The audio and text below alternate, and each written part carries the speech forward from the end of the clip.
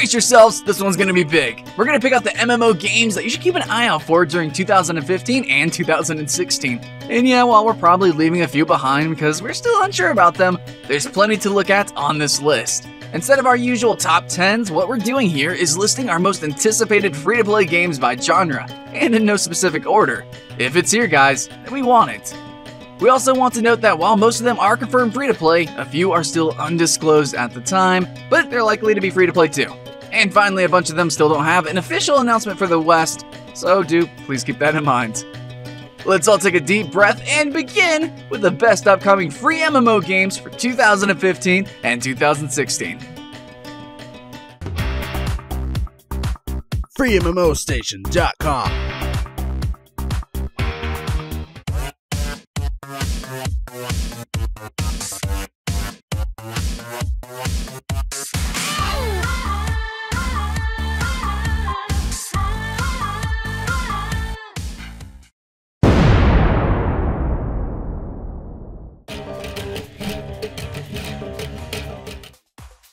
Let's begin with the big one, the game that got the entire planet learning Korean, Black Desert. It's possibly the most anticipated free MMORPG of the past couple years. Pearl Abyss's debut title takes the action combat to C9 and pushes it a little bit further, making it spectacular, making it rewarding. It's a high-quality MMO offering one of the deepest character customization systems I've pretty much ever seen. Impressive characters, 6 at the time and more to come, and so much stuff to see and do in a beautiful medieval European open world that's gonna keep you busy for months on end.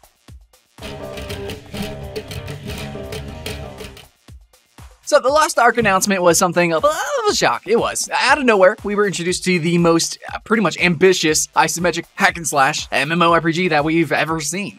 We like to call it the Diablo MMORPG that we ever wanted, just for the sake of it, of course. But while we always approach these announcements with a little bit of a grain of salt, further info and trailers proved that this wasn't a mistake, and that the game reeks of potential. With a team of over 150 people working on it, 18 classes planned, a tripod system to customize your combos, and plenty to do besides combat, Lost Ark has quickly risen to the top of the most anticipated MMO games list. Even combat looks really impressive and extremely varied according to the class you pick. This was love at first sight, and it's bound to last even after the official launch.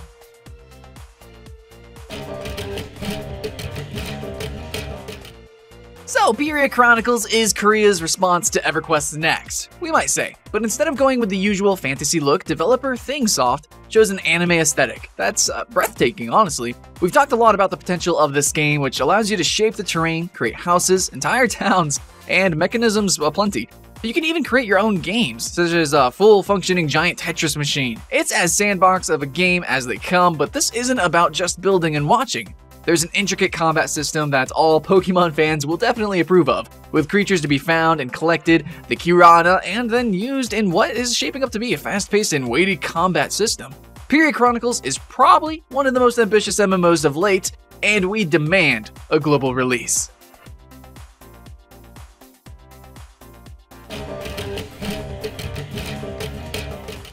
Everquest Next is a completely unexpected reboot for one of the most popular series of MMOs ever. It's not just the ambitious sandbox approach or the somewhat cartoonish look of things. Sure, it's not exactly Crash Bandicoot, but the art style is very different from the previous episodes, I think you can all agree. We have to be honest though, we like it, and we think it can work very well with the building aspect of the game. So, this is going to be EverQuest meets Minecraft with a few more highlights, such as destructibility, a Norath that is constantly changing, as well as choices that have some influence in your character's destiny. Landmark is a tool that is already sort of out there for those who want to shape the reality of EverQuest Next, but we still have one gripe with all of this. Splitting EverQuest into two different yet interconnected games, maybe, just maybe, wasn't the best choice. But then again, we don't know, it's just us. Tree of Savior is shaping up to be a game that Ragnarok Online 2 should have been. The cute anime visuals look like they were caught in the middle of a time conundrum. They look as retro as can be, but at the same time, they're just perfect for today, and we wouldn't change them a bit. With 80 classes, some of them quite hard to get, and over 200 bosses, there's a lot to do and kill in this old school MMORPG. And you can jump! Yeah, it's a bit silly to talk about this, but how many times have you been able to jump in an MMO? Really? Yeah, it's definitely going to come in handy in those intricate and mechanical boss fights. So NCSoft is taking quite a while with Lineage Eternal, Twilight Resistance, but the 2014 resurfacing remind us why we want this game to actually launch globally. And this is expected to happen in 2016, but 2017 sounds a bit more likely. Lineage Eternal is an open-world MMORPG that includes a randomized dungeon system, which will probably be a lot of fun for those looking for ever-changing challenges, and the skill activation system using mouse gestures will at least make for a nice change of pace. The dynamic event quest similar to Guild Wars 2 and the potential of hundreds of players and areas sealed the deal for us.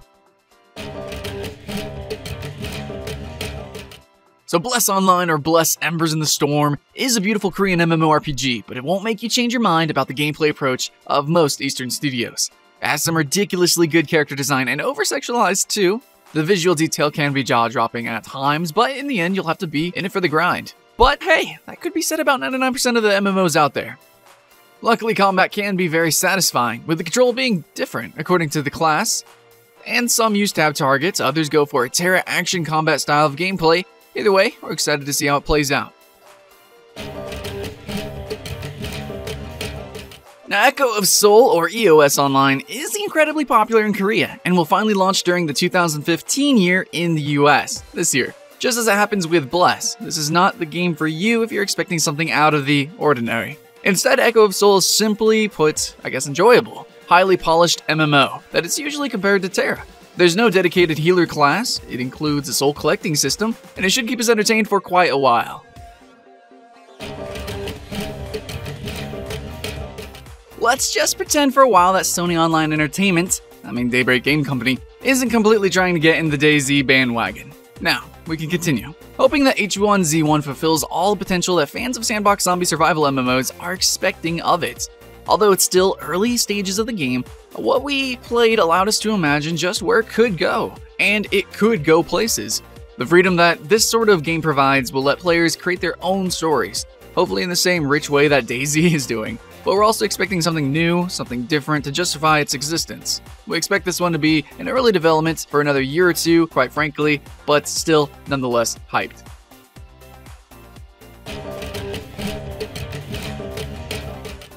So how do you approach the development of a sequel to a 2D game released in 2003?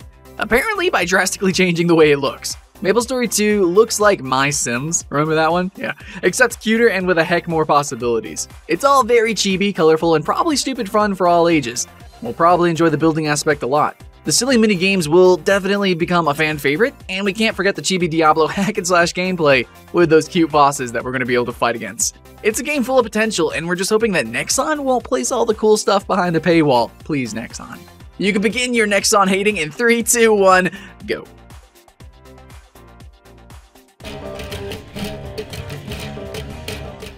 Yeah, it's great to have Otherland back, after it was prematurely cancelled in 2012.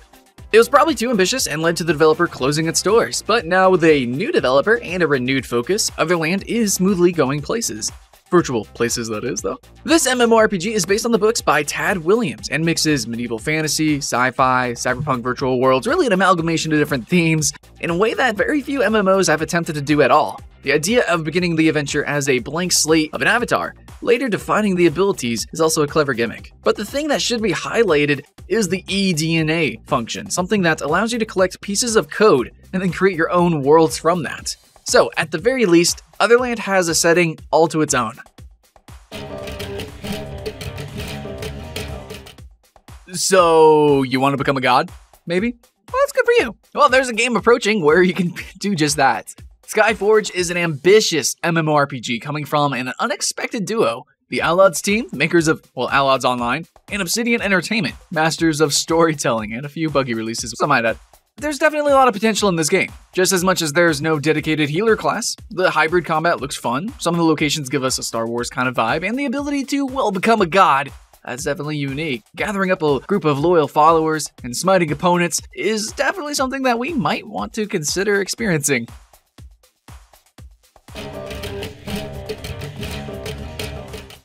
For some, Albion Online will finally replace RuneScape, while for others, this is going to be plenty of beautiful Ultima Online memories. aptly titled developer Sandbox Interactive is doing a great job with this game, taking risks and boldly going where few other studios have gone before. First of all, this is a cross-platform MMO, so you can continue your adventure on iOS or Android devices, with every player joining in the same master server. There are no class restrictions in Albion Online, so you are what you wear. There's also a player-driven economy, and while we know how risky this can be, hopefully it will serve its purpose. Albion Online could be a huge game.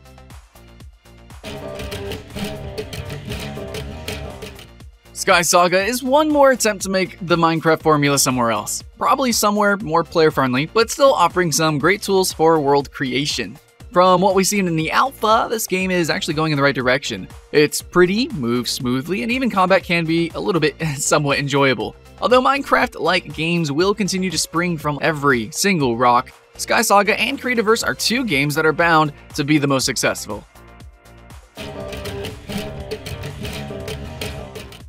We just want Gloria Victis to be successful. I mean, that's really it. There's a big lack of true medieval MMOs, even if it's actually low fantasy. And this is a game that is clearly being made with passion, with so many mechanics in place and planned that it just sounds like the MMORPG version of chivalry, medieval warfare. Sure, combat is bound to be more tactical and realistic, but that is precisely something that we want to see. This is shaping up to be a niche MMORPG, one of difficult access, but that's just the way it should be.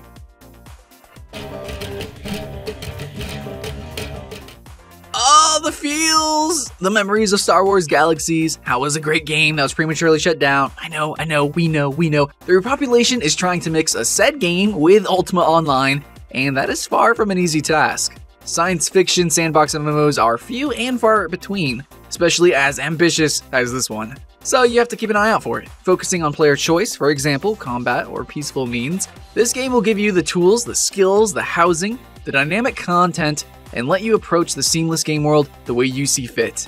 This will be one rough around the edges MMO, with average graphics, we'll admit, but the complexity and the Star Wars Galaxy comparisons are real.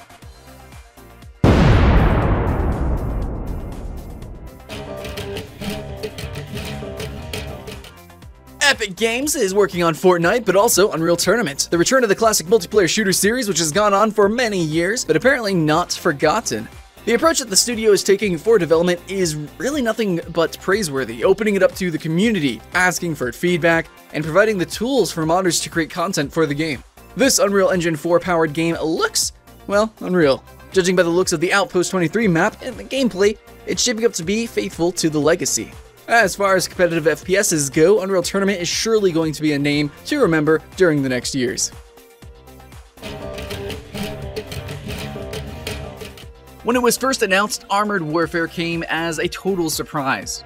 I mean, who could expect storytelling expert Obsidian Entertainment would be developing a tank warfare game? But now the dust has settled and everything is metaphorically in ruins. We were very curious about this CryEngine-powered game. It looks great. Actually, should have some nice destructibility to the maps, and customization is expected to be really deep. How much of a rival is this going to be to the blockbuster world of tanks? We'll have to find out.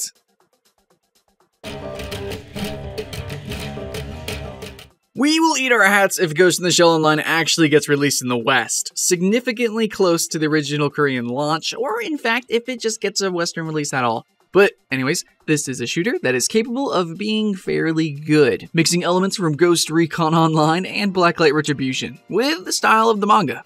While such an IP definitely deserved a much more accomplished game, such as a full-fledged MMORPG, we can live with the shooting and hacking of Ghost in the Shell Online for the time being.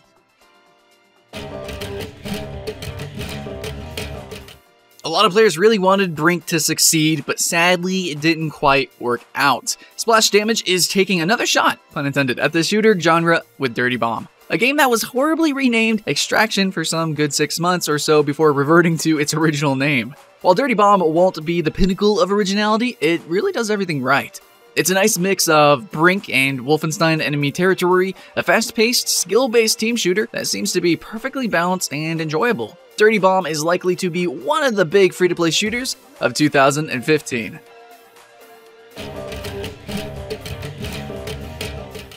Overwatch is Blizzard's answer to Team Fortress 2, and yeah, Valve's game is getting a lot of answers, or so it seems. The last thing we were expecting was for the makers of World of Warcraft and Diablo to create a multiplayer online FPS. Overwatch has some maps born from the ashes of the ill-fated MMORPG Project Titan, and we have to admit, it's looking quite frantic and exciting, with some cool sci-fi heroes and team-based gameplay. Blizzard isn't sure at the time if the game will use a free-to-play model, and some news concerning the registered trademark may force the studio to even change the name. We suggest maybe Overseer? Yeah, you're welcome. Boss.Games Games is keeping the Stalker heritage alive with Survarium, a free-to-play shooter that looks exactly like the cult franchise. While this is shaping up to be a solid multiplayer FPS, it's the free-play mode, or the PvE, that is getting us more excited.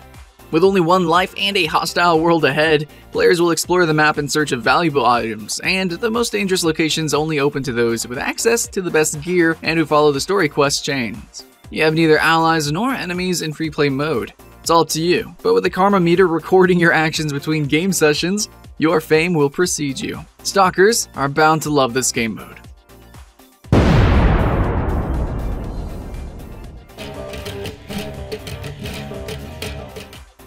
Now, somewhat surprisingly, Lionhead is taking Fable Legends into the free-to-play territory. And on the other hand, considering the massive decline in the popularity of the last two games, Fable The Journey and Fable Heroes, this move is probably seen as a means to revive the series that really isn't in great shape. Once again, the approach has nothing to do with the original game. Fable Legends is a 4 vs 1 action game with a MOBA twist, but the developers promise that it's going to be entirely free with no areas behind paywalls or time limits. Planned for Windows 10, PC, and Xbox One, and supporting cross-platform play, Fable Legends is a looker, but we hope that it's a little bit more than that.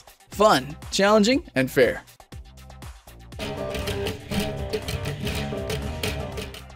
If you were pleasantly surprised by the action game Sleeping Dogs, then you're probably going to be aware of this spin-off called Triad Wars. The studio is taking the franchise into the free-to-play, kind of MMO territory, so it's not like they're not taking any risks here. Honestly, we have to commend them for not milking the original game with expansions and a true by-the-numbers sequel.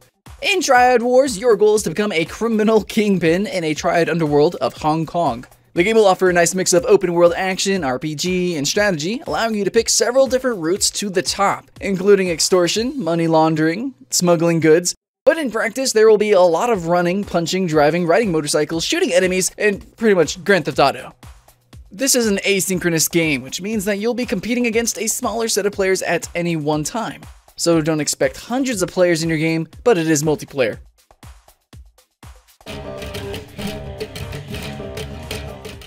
Before we begin talking about Gigantic, we want to give a virtual art design award to developer Motiga. In fact, have another one because you truly deserve it. In a world where every MOBA looks the same, Gigantic looks like a cartoon with beautiful characters that could be rejects from a fairy tale. It's not just the usual 5 vs 5 kind of game, it's in third person, just as Smite, and there are gigantic boss guardians that are the ultimate goal of the matches.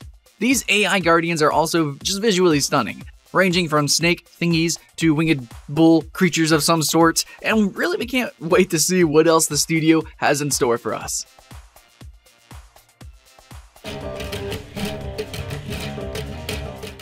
We've read somewhere that Dungeon Defenders 2 is bigger, better, more refined take on the original concept, and we're forced to agree. This is tower defense done right, with role-playing elements that only add to the fun gameplay.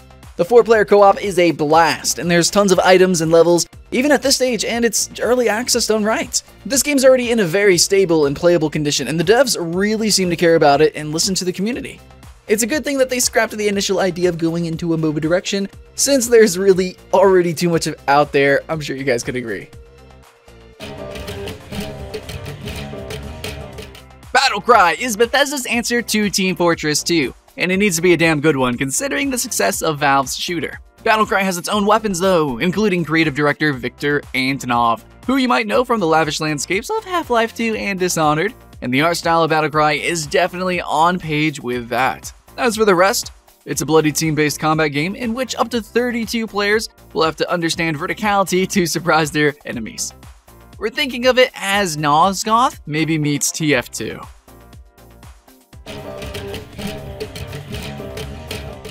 Fortnite has been in development for so long that it has to be truly awesome, really, to justify such a long wait. It was announced in 2011 by Epic Games, and with a release date set for 2015, this Minecraft meets Gears of War Horde mode has to meet the high expectations from wary players all over the world.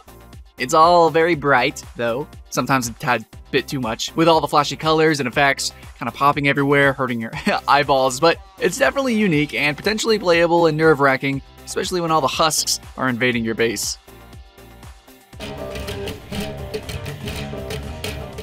Another series to make the jump to free-to-play is Orcs Must Die Unchained. It's going to be a genre-bending MOBA meets tower defense that doesn't take itself really too seriously, and it seems to be doing the 5v5 thing right. There are hints of Smite in there, of course, but the traps definitely make for a different experience from your regular MOBA. It's a fun game with more depth than it may look like initially, so it's bound to be a great addition to the franchise. Two's company, three's a crowd? We have to begin with this one because it's clear that Blizzard wanted to join Riot Games and Valve with its own MOBA. But while Heroes of the Storm main selling point can be really compelling, so far the gameplay is very much that of a light MOBA. My first MOBA, if you will. Sure, it's hard to resist playing with the characters from the series such as Diablo, Warcraft, or StarCraft, to name just the important ones, but the game still needs some time to truly grow and become a destination of choice. That being said, it still could be one of the big MOBAs of 2015, so we're definitely gonna have to keep an eye out on this one and see how it progresses.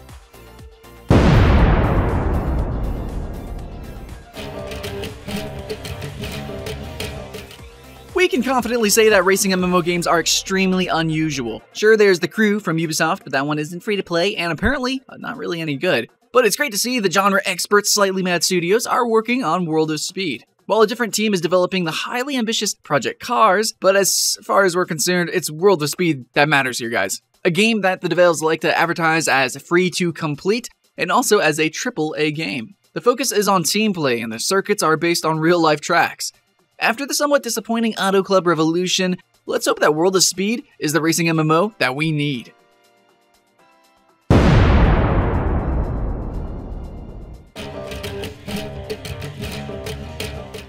World of Warships is the third game in the wargaming series and one that is sparking a lot of interest from players all over the world. A tactical game at heart, World of Warships was announced in 2011 and should enter beta testing during this year. The different types of ships will require different strategies from the battle groups, and while many have cried and begged for them, there will be no submarines in this game. Maybe in a distant future some expansion brings them, but you're not going to be torpedoing the enemy ships from underwater.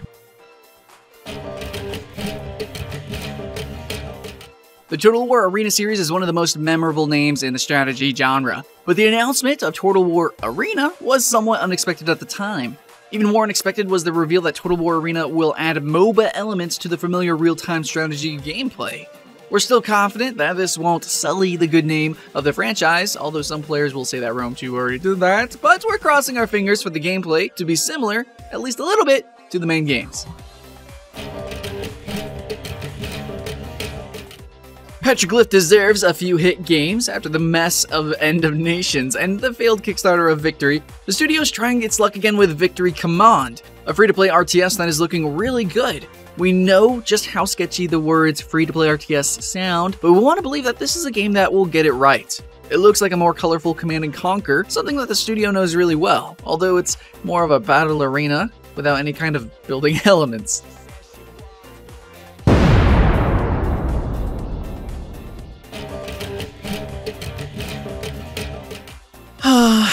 Blade and Soul. You're like an old pal, just traveling the world, having a lot of fun, but we want you back home so we can party with you like you promised us years ago. Anyway, Blade and Soul, it's kind of a vaporware thing right now, as far as the Western versions are concerned at least. But there's a glimpse of hope with the NSoft job posting last October. Sure, it's not a very good sign that a few years after the original announcement, the studio is looking for staff to work on the game's development and promotion. But hey, who knows? Maybe 2015 will be the year after all?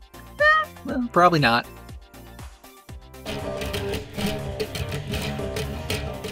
Phantasy Star Online 2 is another game that was officially announced and suddenly disappeared off of the face of the earth, at least the western side, that is. While you could play it with an English patch, it's not the same thing as having the real deal. Sega hasn't said much about it, but when the Polaris private server project turned up, they were quick to stress that the game is delayed. Sure, We hadn't noticed it yet.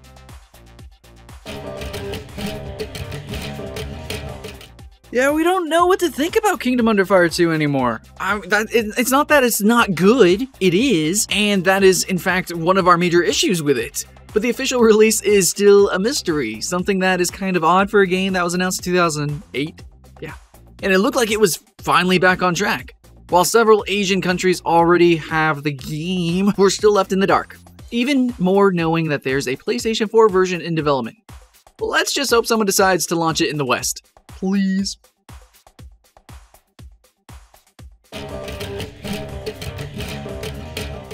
So many players are dying to get their hands on Soul Worker, and yet it looks like this anime action RPG has slipped back into obscurity once again. It's been nearly a year now since the second trailer, yeah. The planned 2014 beta didn't happen at all, and developer Lion Games is still keeping really hush-hush on the current development. For a change, it's not a case of region delay though, but one of just pure unadulterated development delay. But really, it's not that much better. No. While it was created in Japan, the Monster Hunter series obviously has a worldwide appeal, and no episode should be exclusive to a particular region. Well, thank you then Capcom for revealing Monster Hunter Online is a China freaking exclusive, of all things. However, we're still hoping for a Western release, not just because someone from Crytek initially let it slip, although they promptly corrected the alleged mistake, but also because of the benchmark tool for the game that was released in English. I mean, if it's a China exclusive, why bother releasing it in English too? So, hey, we're hoping. Well, that was a lot. That's a lot of games. But this could mean great things for 2015, especially after a year that was a little bit dull in regards to the quality of MMO games, free to play or not. So guys, here's to hoping that half of these games actually release during the year, or at least enter some kind of beta. Cross your fingers, and if the quality is there, please watch your wallets. You'll be buying hats and alternate skins without even noticing it at all. But all in all, remember to have fun playing games. Still not sick and tired of all the MOBAs yet? Good for you, because the developers of Heroes of Newerth has just announced another one, Strike. This is another free-to-play MOBA, and the studio expects the two games to compete between